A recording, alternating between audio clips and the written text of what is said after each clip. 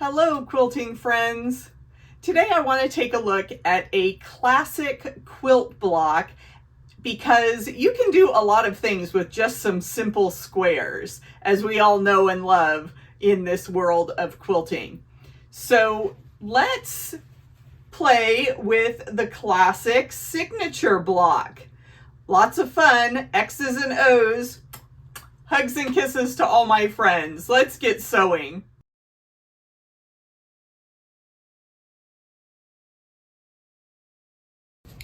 So I've got my large square here and I am just putting my smaller square on the corner and I'm sewing right on that diagonal. I use the markings on my machine. I added a line with Sharpie. You can use the 1/4" seam tape to show you where that middle position is. You can mark your fabric, whatever works best for you. And the sizes of this block really can be done in any size. You can, use large 8 to 10" components that come together for large blocks. You can use 4, 6", whatever you want to use there for the middle. So I'm not real concerned about the size. I just want to show you the technique. So I am sewing that diagonal.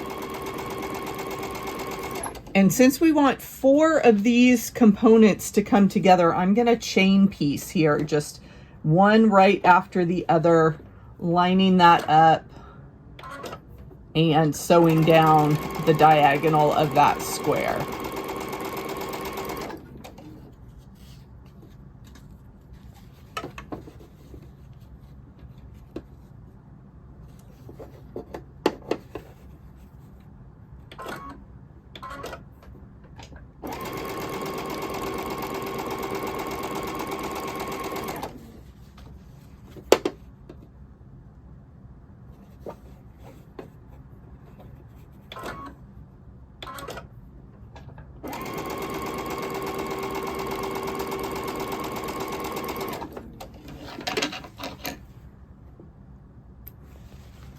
Okay, then I come back, and when I'm chain piecing, I always separate my units, just my little habit.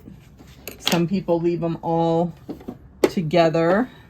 And I am going to take my next square and put it right on the opposite corner.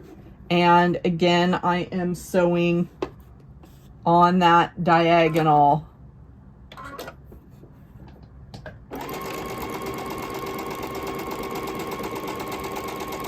So that 2 opposite sides are covered.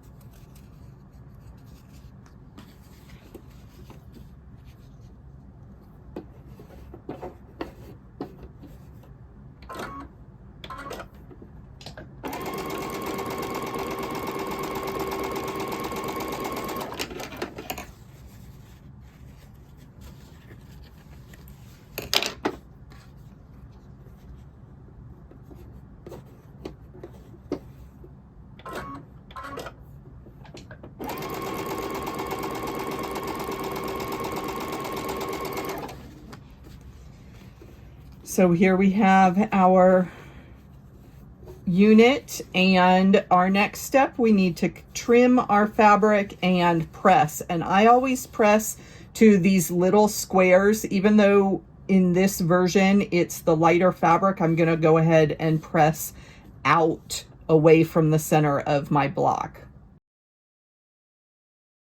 A single block is called a signature unit, and I have seen these in antique quilts where you use a plain background like a muslin, and people would sign their names in that section, and then just the 2 corners would be a contrasting fabric. But we're going to use these signature blocks to make a bigger block. And we can make X's and O's with these blocks by just how we position those. So you can see if I turn all of the purple sections to meet in the middle, then that makes an X. But if I turn them around so that the accent color meets in the middle, then I have an O.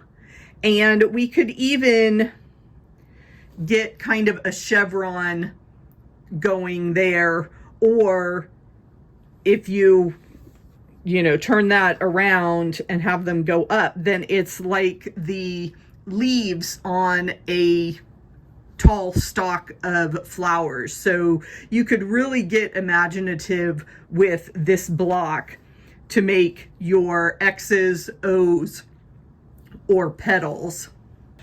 I'm going to sew this X blocks, so when I take my first two units together, I need to match up that diagonal seam, and I am going to look at it from the side and make sure that I've got those two right together, and then I'm going to use my pin right along those stitches, and then I can see on the back that I did not get that lined up. So you can scooch your fabric around and try it again, checking as we go that that looks a little bit better. I am not a perfectionist, so that's good enough for me.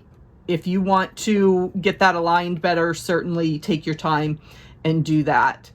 I am back to sewing my 1/4 inch seam along those two units, and then I have to do the same thing with the second pair.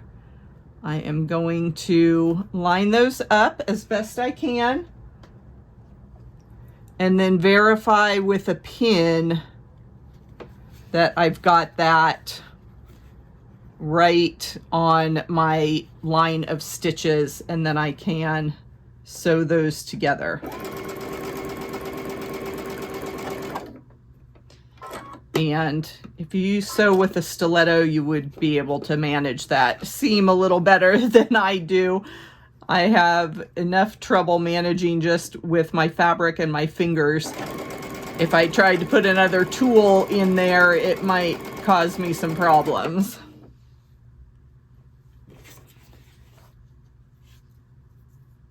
And then if you have multiple blocks cut out, obviously you can continue sewing. I'm just using little leader ender bits so that I can check. And those points came together very nicely. This is a fairly bulky seam with those triangles on the corner, so I'm going to finger press that open, and then I will be able to sew those two rows together to make my overall block. And again, we can put our accent colors together for an O. We can leave it as an X, or we can have everything in the same direction like flower petals or leaves on a beanstalk. Going for the X. So again, you can, the middle of our block isn't gonna matter quite as much, especially with this dark batik. It's not going to be that noticeable if that middle intersection doesn't line up, but you can certainly pin even when you've got your seams open. You can find that center line and pin, and I go ahead and match up those side triangles in the same manner, putting a pin right along the stitches, checking on both sides that I'm right on the stitches, and that will keep those points on the side of your block coming together nicely as well.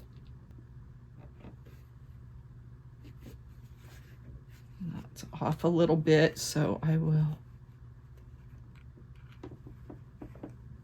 try to readjust, and I'm just next to it. I think that'll be okay. Don't want to mess with it too much. I get impatient. I'm ready to sew.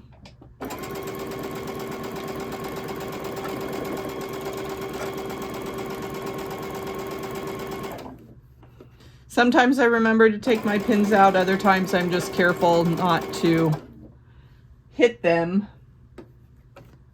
Make sure that bottom of my block is aligned. I'm still on my 1/4 inch line.